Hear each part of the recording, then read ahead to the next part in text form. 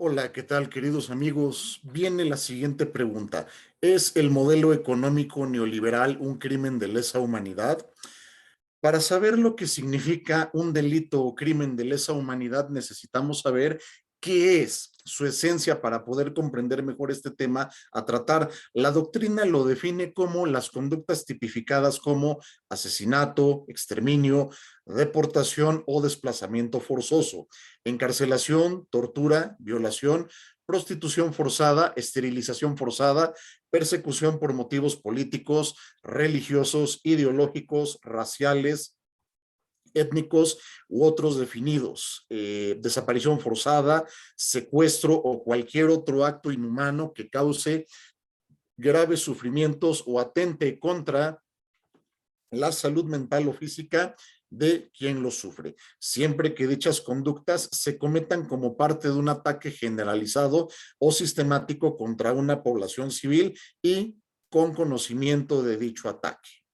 El artículo 7 del Estatuto de Roma de la Corte Penal Internacional nos da un listado de los crímenes de lesa humanidad y por ello quiero resaltar a los más importantes que tienen que ver, insisto, con lo que se está tratando en este momento. Asesinato, exterminio, que comprenderá la imposición intencional de condiciones de vida, la privación del acceso a alimentos, medicinas, entre otras, encaminadas a causar la destrucción de parte de una población. Esclavitud, la cual se entenderá el ejercicio de los atributos del derecho de propiedad sobre una persona o de algunos de ellos, incluido el ejercicio de esos atributos en el tráfico de personas, en particular mujeres y niños. Deportación o traslado forzoso de población, el cual se entenderá el desplazamiento de las personas afectadas por expulsión u otros actos coactivos de la zona que estén legítimamente presentes, sin motivos autorizados por el derecho internacional. Encarcelación u otra privación de la libertad física en violación de normas fundamentales de derecho internacional, violación, esclavitud sexual, prostitución forzada, embarazo forzado, esterilización forzada o cualquier otra forma de violencia sexual de gravedad comparable. Persecución de un grupo o colectividad con identidad propia fundada en motivos políticos, raciales, nacionales, étnicos, culturales, religiosos o de género. Otros actos inhumanos de carácter similar que causen intencionalmente grandes sufrimientos o atenten gravemente contra la integridad física o la salud mental.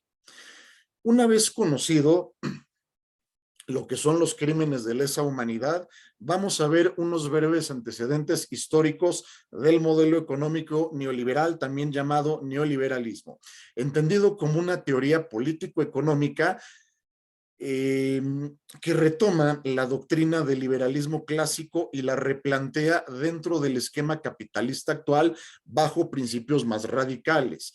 Entre otras cosas, favorece la privatización de empresas y servicios que estaban en manos del sector público bajo la premisa de que el sector privado es más eficiente. Este esquema económico promueve la reducción del gasto social, de propiciar la libre competencia de las grandes corporaciones y de debilitar y desintegrar los sindicatos. Dicho sea de paso, México ha pagado costos muy altos desde la implantación de este modelo económico, pero vamos, como se los comenté, con los antecedentes históricos del neoliberalismo. Contrario a lo que se piensa, que surgió en la década de los 70 del siglo XX, todo comenzó a finales del siglo XIX con David Ricardo, economista inglés, parlamentario y corredor de bolsa. Se dice que él sentó las bases del capitalismo clásico, pues los que estuvieron antes de él son llamados precapitalistas. Los principios que proponía David Ricardo fueron el libre mercado y que la fuerza laboral se concentrara en el mercado de trabajo, es decir, sacrificar el bienestar e incluso salud de las personas a costa de la producción. No olvidemos que en esa época el entonces Imperio Británico estaba viviendo la primera revolución industrial y era la mayor superpotencia del mundo, pero no todo fue miel sobre hojuelas, ya que aquí están antecedentes de lo que se está haciendo y quiere hacerse en países como el nuestro, que son los servicios de salud, educación, comida y vivienda solo para quien pueda pagarlos. No olvidemos que los chilenos están exigiendo educación universitaria gratuita, es un sistema económico que ya está colapsando. Más adelante hablaremos en concreto de Chile, un ejemplo muy interesante. Quien no quepa en dicho modelo económico no le queda más remedio que emigrar a otros lares. Y es el caso que la población más pobre de Inglaterra tuvo que salir de su país para encontrar mejores oportunidades. ¿Esto a qué nos suena? Al éxodo lamentable de personas que buscan un nivel de vida mejor para sí y su familia, como sucede con muchos de nuestros compatriotas al irse principalmente a Estados Unidos. Y no somos el único caso, hay más latinoamericanos que también buscan el llamado sueño americano o prefieren irse a Europa, el sudeste asiático, y pasa con otras regiones del planeta. Es decir, América Latina no es la única región del mundo, afecta a este fenómeno socioeconómico. ¿Nos suena desplazamiento forzado? Lo dejo a su consideración. Yo pienso que sí. Algo muy contradictorio es que, como les comenté, en el siglo XIX el Imperio Británico era el más poderoso y llegó a dominar un tercio del planeta Tierra. Es por ello que el idioma inglés se utiliza como idioma neutro para los negocios y relaciones internacionales, más no porque sea el más hablado, ya que este lugar lo ocupa el mandarín, mal llamado chino, y en segundo lugar está el español. Pero la gran parte de la población, estamos hablando de un 70%, no solo de lo que era Inglaterra, Escocia, Gales e Irlanda del Norte, sino del resto de sus colonias, vivían en condiciones deplorables, donde apenas alcanzaba para comer. ¿Le suena a otra conducta tipificada como crimen de lesa humanidad de las ya señaladas anteriormente? Es mi segunda pregunta para ustedes. Todo esto trajo como consecuencia que Inglaterra estuviese a punto del estallido social. Había salteadores de caminos, bandidaje, robo de alimentos y motines. En razón de ello se pensó en un nuevo modelo económico que fue el estado de bienestar, es decir, un capitalismo con un rostro más humano, si se me permite la expresión, siendo su mayor ponente el economista inglés John Maynard Keynes, quien proponía una economía de pleno empleo, política de seguridad social e intervención del Estado como garante del cumplimiento de ello, a efecto de alcanzar el referido estado de bienestar. ¿Por qué tiene que intervenir el Estado? La respuesta es así de sencilla, porque la economía tiene que regularse, nada puede estar alejado ni por encima del derecho, y en consecuencia, si lo que se quiere lograr es la igualdad jurídica como lo establece el artículo primero de nuestra Constitución, hablando en el caso de México, tenemos entre otras cosas que reducir las brechas que hay entre desarrollo educativo y económico, por supuesto. Las ideas de Keynes pronto empezaron a producir frutos y de hecho él creía mucho en el corto plazo, pues decía que para el largo plazo todos íbamos a estar muertos. Aumentó la calidad de vida, prosperó la industria y paradójicamente los partidarios más radicales apoyaron este modelo económico y así nació la socialdemocracia o democracia social. Además, cabe resaltar que estas ideas implantadas desde 1920 ayudaron en gran medida a países como Estados Unidos a salir adelante de la terrible crisis de 1929 y además en la década de los años 60 del siglo pasado se vivió el llamado boom del capitalismo. La población podía vivir bien con un solo empleo, se tenía para adquirir una vivienda digna, un coche y por supuesto vacaciones de vez en cuando. Probablemente no de forma pomposa, pero las familias podían tener momentos de recreación sin preocuparse tanto por el dinero, y hablo por supuesto de todo el mundo, incluido Estados Unidos. En el caso de México, se tenía un modelo económico mixto basado en los derechos sociales que orgullosamente podemos presumir fuimos pioneros de esa segunda generación de prerrogativas fundamentales a través de la Constitución que actualmente nos rigen y que nació de la Revolución Mexicana. Pero al terminar la Segunda Guerra Mundial, el mundo quedó dividido en dos bloques: el socialista, encabezado por la Unión Soviética, China y Europa del Este, y el capitalista, conformado por el resto del mundo. Y aquí los grandes consorcios empiezan a cuestionar el estado de bienestar, pues sus ganancias no eran lo que ellos esperaban y se necesitaba reestructurar la economía, y es ahí donde aparece Friedrich Hayek, un economista inglés de origen austriaco, quien puso en tela de juicio las políticas que estaban llevando llevándose perdón con las ideas de John Maynard Keynes, quien para esas fechas ya había fallecido, y comparó a la democracia social con el nazismo y el fascismo al afirmar que estaba conduciendo a la humanidad a una servidumbre moderna, ya que estaba coartando el valor esencial del hombre, que era la libertad de mercado. Entonces se le ocurrió hacer una reunión en Montpellier, Suiza, invitando a grandes mentes maestras de la economía como Milton Friedman, premio Nobel en dicha ciencia social en 1976, llegando a dos conclusiones que acarrearon consigo consecuencias económicas graves para varios países, incluido México. La desigualdad es buena, necesaria e inevitable, porque si no hay empleo, hay oferta de mano de obra, con lo cual se pueden pagar salarios bajos. Viene aquí otra pregunta: ¿qué pasa con el salario mínimo, que tiene que ser digno y suficiente para alimentación, vivienda, educación, servicios básicos y recreación? ¿Qué pasa con los derechos económicos y sociales de las personas en general y de los trabajadores en particular, a fin de cumplir con, a final de cuentas, perdón, son derechos humanos y como tales deben respetarse y hacerse cumplir? El libre mercado no puede coartarse y se necesita una economía laissez-faire, laissez-passer, dejar hacer, dejar pasar, en donde el Estado no tiene por qué intervenir, pues es ineficiente administrando. Una de las fórmulas más eficaces para esparcir sus ideas por el mundo y que se llevaran a la práctica era educar bajo esa ideología a los que serán los gobernantes de los países, principalmente los llamados del tercer mundo o en vías de desarrollo, en universidades de prestigio, ofreciendo becas a los gobiernos de los estados. Y en México nos vienen nombres a la mente como Miguel de la Madrid Hurtado, Carlos Salinas de Gortari y parte de su gabinete como Pedro Aspe Armella, Jaime Serra Puche, Ernesto Zedillo Ponce de León, que después fue presidente, y así varios. Y el grupo más famoso del que quiero hablarles son los llamados Chicago Boys, alumnos de Milton Friedman y asesores económicos de Augusto Pinochet, quien gobernó Chile de 1973 a 1990. Y es así como oficialmente se implanta el neoliberalismo en el mundo, y Chile fue el primer país donde esto sucedió, y en un principio les trajo prosperidad al grado de considerarse como el país más desarrollado de América Latina. En los 90 tuvieron crecimientos de entre el 6 y el 7%, después de haber vivido la mayor inflación del mundo bajo el régimen de Salvador Allende.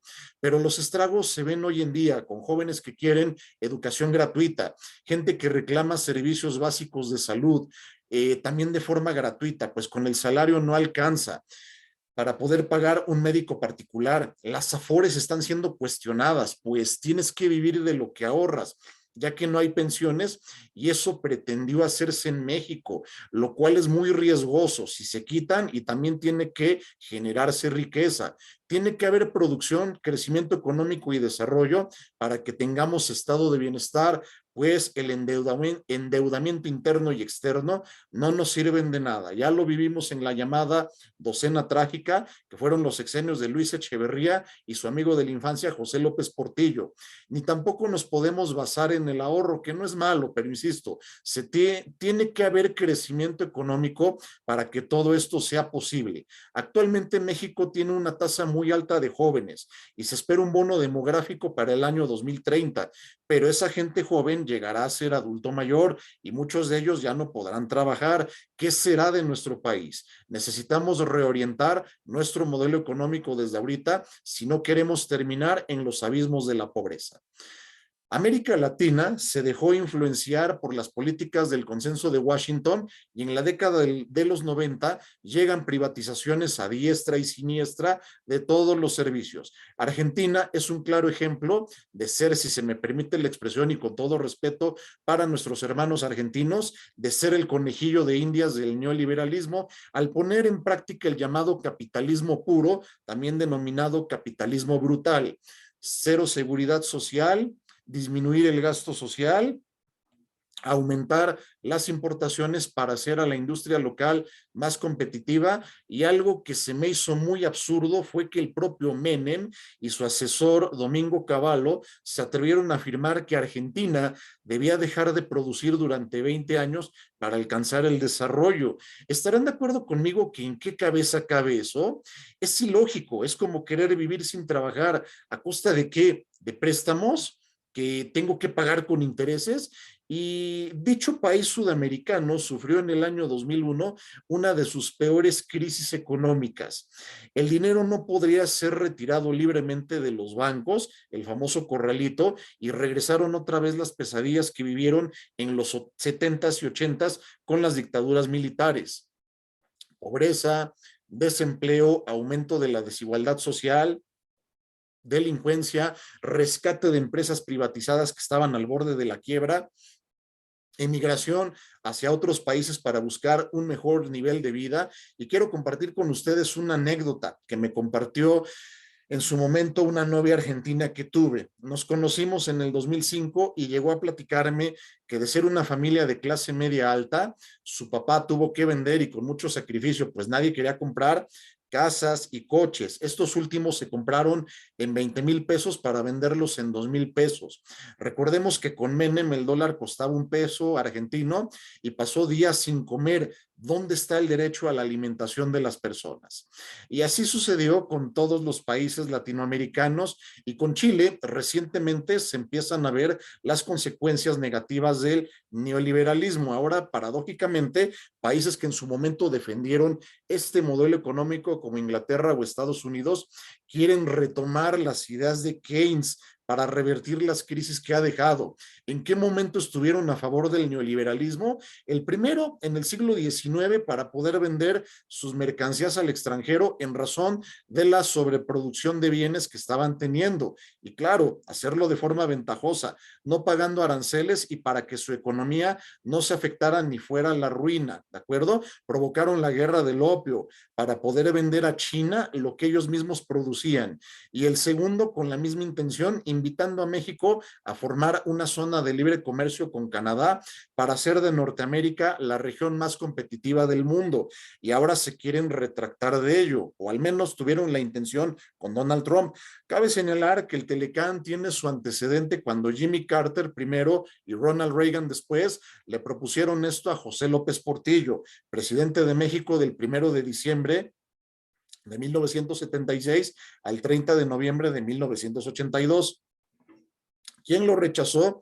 Tajantemente, pues dijo que se llevaría la ruina a la industria nacional, pues no se podía competir con los avances tecnológicos de Estados Unidos, y las empresas mexicanas terminarían por desaparecer o ser compradas por empresas transnacionales. Y desde 1983 que se impuso este modelo económico, vemos que José López Portillo no estaba equivocado y lo vaticinó ante la Asamblea General de la Organización de las Naciones Unidas el 1 de octubre de 1982, uno de los discursos más memorables que se hayan pronunciado en ese cuerpo colegiado. Con base en todo esto, hemos venido platicando de la realidad actual: falta de oportunidades, escasez de empleos bien pagados, mano de obra barata, encarecimiento de la canasta básica, abusos de la banca extranjera al cobrar comisión de todo, mermando así el ahorro de las personas, el colapso de las afores, y algo sumamente importante, la falta de interés de muchos jóvenes de querer estudiar por ver que lamentablemente el tener una carrera universitaria o un posgrado no les dará un ingreso que necesitan para poder apoyar en la economía de su casa o formar su propio hogar con su familia, refugiándose a veces lamentablemente en la delincuencia organizada, en donde le van a pagar mucho más que en un empleo formal, pero a un alto costo que es su propia vida e incluso la de sus seres queridos, jovencitas que son engañadas y utilizadas para el turismo o la explotación sexual, una nueva modalidad de esclavitud en donde no se pagan horas extra, no hay seguridad social para el empleado, y si la hay, esta es de pésima calidad con un tratamiento casi inhumano. Es por ello que, bajo mi humilde opinión, el modelo económico neoliberal es un crimen de lesa humanidad per se, y además, como abogado, me atrevo a afirmar que las actividades y la economía deben estar reguladas. No en vano existen, para empezar, los artículos 25, 26 y 28 de la Constitución Política de los Estados Unidos Mexicanos. Y con esto quiero terminar para que ustedes formen su propia opinión. Muchas gracias. Por favor, denle me gusta a este video y a todos los que sean de su agrado. Su amigo Rubén Abdascar Camacho los saluda. Hasta luego.